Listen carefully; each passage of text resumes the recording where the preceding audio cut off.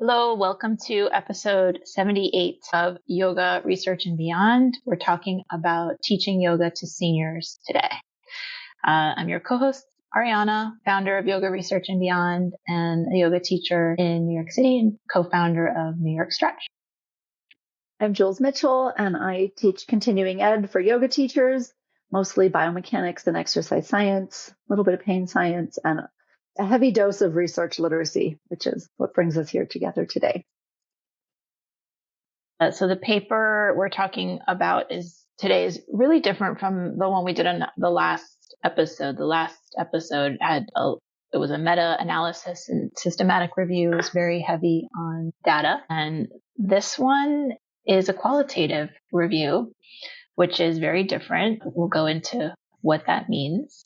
But the title of this paper is Empowering Older Adults Through Yoga, Strategies for Effective Instruction.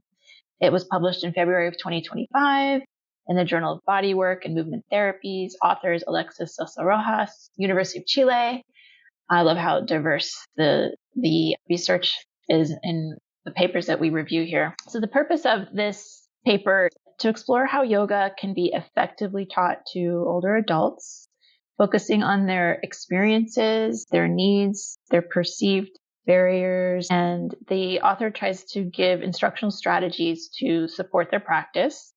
It integrates data in the form of their observations and experiences from the classes that they took through interviews and video production to inform practical guidance for yoga teachers. So a qualitative study that explores experiences, perspectives, and how the meaning that people attach to their experiences. It's very in-depth through interviews. They're not measuring biomarkers or HRV status or anything like that. They're looking at observations and then analyzing that data in the paper.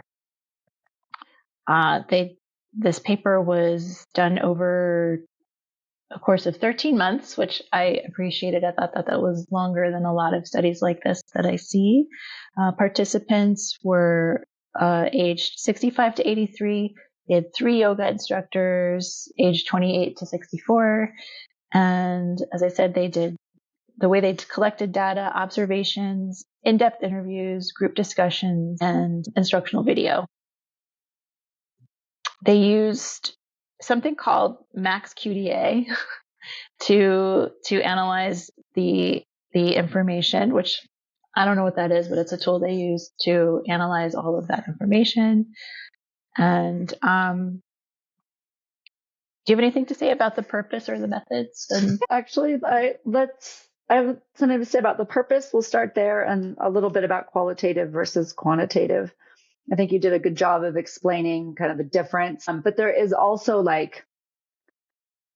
you can do quantitative research on subjective things still. So in this paper specifically, they talked a little bit about quality of life and well-being. And so what makes this paper qualitative is that they asked open-ended questions about their quality of life and sense of well-being, and then recorded those thoughts and those beliefs and those, whereas if you're doing quantitative research, you could use a quality of life survey where you answer questions that are still subjective answers, but you rate from 1 to 10, how you're getting along with activities of daily living and how much stress you have. And so that, even though that it's to the person in the study, they're responding with their own subjective experiences. One is descriptive and one is sort of numerical. And then that would make it quantitative, because then you can still run statistics on that. Then you could just run, if everybody has a 9, you can do an average, you can get the mean and do a standard deviation and then get an effect size on changes of before and after. And so just to be clear, you can do subjective studies in a quantitative way, but this one did not do any of that. It was just tell us what you think. And then they shared their experiences. Which is also, really valuable. It is valuable. Yeah. You get a lot of insight. Yeah. It makes it different in reporting. Because what ends up happening is the author then needs to sit and be with all of these thoughts and then somehow assimilate them into a way to write it into a paper. And so, like she even said, is it a she? They even said like how they were in their own time, like doing a lot of reflective journaling, making sure that they weren't bringing their bias into it. Because again, like it's interpreted differently than numerical data would be. But for the purpose, I wrote down what they said, which was kind of interesting. They said, this paper adds to the existing literature by providing valuable qualitative data illuminating effective and practical instructional strategies for teaching yoga to older adults. That was like their main aim here. And I wrote that down because after we discussed some of the things that came out, I don't know that I agree that they achieved that. So, I mean, there was some cool stuff in here, but we'll get there. But so I just wanted to highlight that. But I'll turn it back to you. Go ahead. I have a feeling I know what you're getting. We'll see. All right. So some things that they found looking at the experiences and perspectives of the older adults, how they experienced the yoga classes. Breath awareness emerged as the most valued element in the classes, which personally, when I work with seniors, that is also at the forefront of what they tend to appreciate about the classes. It helped them have some body awareness, recognizing pain and maybe some postural imbalances, and noticing physical limitations and just being more in tune with their bodies, which is great. They found that the practice was a balance between effort and relaxation. So it wasn't performance focus, more introspective. But then later on, some people were worried that the yoga would be too spiritual and not physical, not promoting physical health as much. So that was a concern of some people. And then there were some functional improvements that people experienced, like tying their shoes and climbing stairs and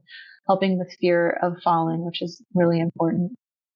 It was all very standards. Like, it was good, but like nothing in what you just summarized in those sections. When I was reading it, I didn't come out with anything that was like, wow, that's a new, unique, novel belief about yoga that I haven't heard. I mean, these are the pretty basic things that we hear. So yeah, it was.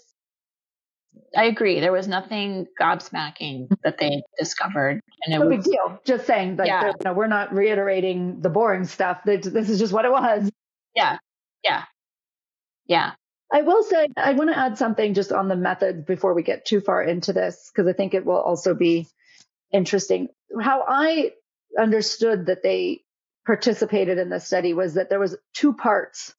You had mentioned the 13 months, but the first part was 9 months, where the interviews, observation, field notes, etc., were on the relationship between physical exercise and health among older adults. That was the parameter, not about yoga yet, just physical exercise and health among older adults. And there were 38 adults and 2 fitness instructors that were in that part of the study. And then the second part was on the yoga, because the investigator discovered that yoga was a common theme that was kind of coming through. And so there was like a positive relationship to yoga. And so now enter the second part, which is 4 months of yoga that had a handful of practitioners and the 3 yoga instructors. And so I thought that was really interesting too, because I know you want to say something, just I'll finish up. In the aim of the paper, there's already kind of a set bias in there, because the yoga part emerged from this population already having these good sentiments around yoga. So just keep that in mind. Yeah. So 2 things come to mind with that is that's kind of problematic for the research, because but she chose specifically to include people who already had experience that was intentional in yoga. And so that's definitely going to influence the results of the research. But something else, when she brought in the third teacher, I don't know if I read it correctly, but she brought in a male teacher because as the third it was a male student. I think it was a male student. The language to me, because she said participant. And so I think from the I mean, table, I think it was Maximilio, I think was the student, the male student that she okay. brought in. It was the, yep, Maximiliano. Yeah. So Oh, I'm wait, just, no, he's an instructor. Sorry, he he's is. an instructor. Yep. Okay. Looking in the And that table. was specifically because, well, her language was confusing in that paragraph about bringing in that third person, that male participant is the word she used. But I think, yes, he was a teacher. But I appreciated that and this is something we talked about in a previous episode, how Yes. men tend not to do yoga. And she was Yeah. trying to Include them. make it, yeah. So let me just read the table so the listeners aren't confused, because we were confused, but now it's clear. So there were 1, 2, 3, 4, 5 female yoga students and 1 male yoga student, and then 2 female yoga teachers and 1 male yoga teacher. So she did make a point to include men. And yes, we did talk about that on a recent podcast. Go check it out. Yeah, it was a fun one. Okay. But anyway, back to the idea that so some of these beliefs that they're sharing could have been beliefs that came from them already doing yoga. Do you know what I mean? When you go into a yoga class and the yoga teacher says yoga is all about the breath, well, then that's the belief that you have and that you share. So it didn't do a good job of sharing perceptions about yoga outside of the yoga community. It was all coming from within the yoga community, which is why I think I was saying none of this was groundbreaking, because it's stuff that we all hear in our own communities over and over, just repeated. Yeah. So, yeah. How about some recommendations that they come up with for yoga teachers? Also, not groundbreaking, and some that I don't agree with, but that's fine. They encourage medical screening or functional assessments before participating. Which is hard to do. I mean, I would say that's kind of, as you go through these are things that we talk about already, not just for older populations, just in business and, in yoga. But imagine if you had to have everybody screened before they could come to your classes. That's a challenge. In group classes, that'd be really difficult. Yeah. But one-on-one, I don't think it would be hard. Yeah. And then classes should be non-competitive, which yoga teachers tend to say it's not a competition. And verbally guided, especially adjustments, and respectful of physical, emotional boundaries. Pretty standard in a class. And avoid spiritual language because it may be off-putting, but gently educate on the benefits of breathwork and meditation. Promote self-efficacy by tailoring experiences to foster success, not just physical exertion, but agency. And those are some of the basics of the things. So my challenge with that is, I mean, I appreciate all those sentiments, but at the same time, it brings us back to this sort of struggle where it's like, don't make yoga too much of anything. Don't make it too hard. Don't make it too competitive. Don't make it too spiritual. Don't make it to this. And then all of a sudden we have this watered down version of yoga.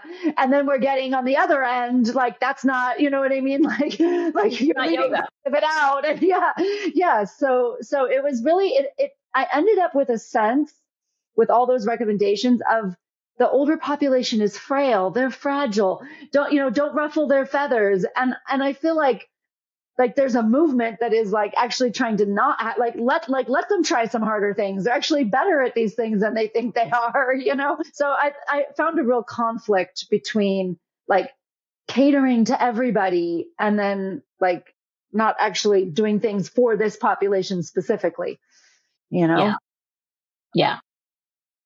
If they're saying, oh, I'm getting actually results, like being able to tie my shoes and being able to, climb up stairs and I have less fear of falling, those interventions can't just be soft, lofty interventions, So that's where I found the disconnect. It was great for all the recommendations were great for holding space, but it wasn't direct into the point of how is this helping? Yeah. And also along that, they talk about the importance of safe sequencing. Safety, yeah. Agility. They did have specific recommendations, not avoiding spinal flexion, which that's one I don't agree with. And another specific recommendation that I don't think I've heard and was counterintuitive to me was that older adults with sleep issues should practice yoga in the morning because the yoga can be overstimulating at night. It depends on the kind of yoga, And they said in the paper, we chose not to get, I mean, not their exact words, but I have written, they chose not to get into the weeds regarding what type of yoga is being done and the yoga definitions. So then how do we reconcile that? Like, it depends on the kind of yoga, but they decided that would just complicate the paper. So they were just like yoga in general. And as we all know, anybody who teaches yoga, that could mean a lot. That means a lot. It could mean a lot. Yeah. Yeah.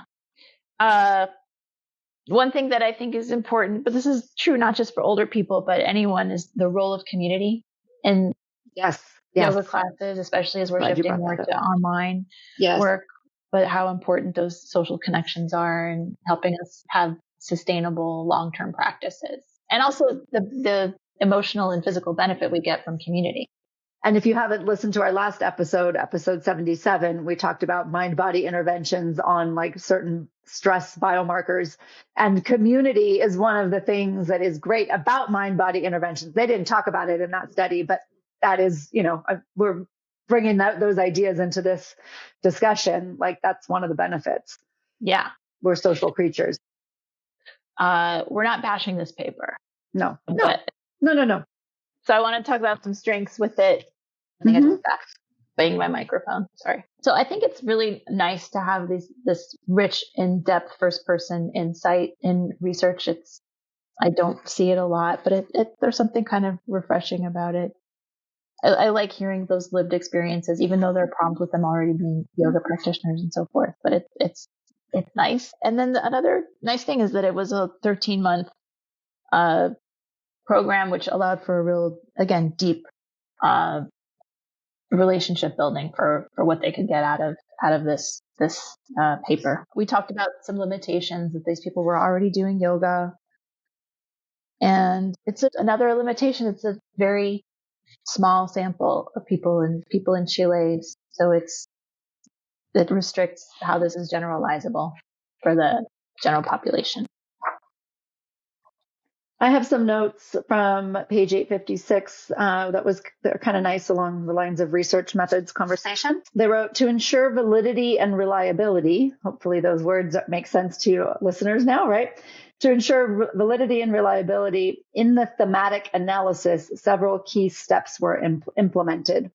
And so I appreciated that the author took the time to say how that was done. And so there was triangulation of the data, so coming from multiple sources to reinforce each other, member checking, basically preliminary findings were shared with participants to confirm accuracy of interpretation. So it wasn't just the investigator in doing the interpretation, like making sure that the group was interpreting it similar, a collaborative analysis, and reflexivity, which is what I talked about before. The author had a reflective journal throughout the process, documenting her thoughts, biases, and decisions. This practice helped minimize potential influences on analysis. So I always appreciate when the authors of a paper go out of their way to address important issues in research. And so this is how they addressed it. So that was nice. Yeah. I don't have anything else for this. Yeah, I don't really either. I don't think I enjoyed reading it. It's interesting. I'll just kind of close with this. If you're listening and you want to start reading research, this was actually a denser read than the last episode, which was a super long, thick, dense paper that was a systematic review and a meta-analysis with tons of data, numbers and tables and charts. But when you kind of weed through that, the more you start reading research and you can start looking at numbers in certain ways, I find those papers to actually be easier to read, because these qualitative papers read like a dissertation. You know what I mean? There's a lot of thoughts. There's a lot of weeding through ideas and concepts. It's very theoretical and it's enjoyable, but when I want to read something that dense, I prefer fiction. So, again, we're not bashing the paper. It was a lovely qualitative paper, but it just reminds me of if you're in school and you're doing if you're writing qualitative research papers, you are writing and writing and writing and writing and writing. And when you're writing quantitative papers, you're writing short excerpts on the results of numbers. And that is more enjoyable for me. Just If I saying. had heard this in my college years, you might have convinced me to switch to a math major Yeah. based on that. Yeah. Because you're right. Yeah. And that's honestly, that was like when I was in grad school, I was looking at this kind of data. And then all of a sudden I'm out of grad school and now I'm writing a book. And the book was like, it looked at research, but it was like pages and pages it's so much writing. So props to any qualitative writers out there. You are in the weeds when you're writing one of these. There's a lot to think about and keep track of. You can't just refer to a table. Go look at table 1 to see what I mean. You can't do that. So it was even with all that, I did enjoy this paper. Yeah, I did. It just took longer. And I'll admit I skimmed through a lot of it because it was taking too long. Mm-hmm. All right. Well, thank you, Jules. And thank you everyone for listening. I hope you enjoyed, and please remember to subscribe and share with your fellow yoga teachers so we can keep the conversation going on how we can use research to inform and inspire how we teach. See you next time.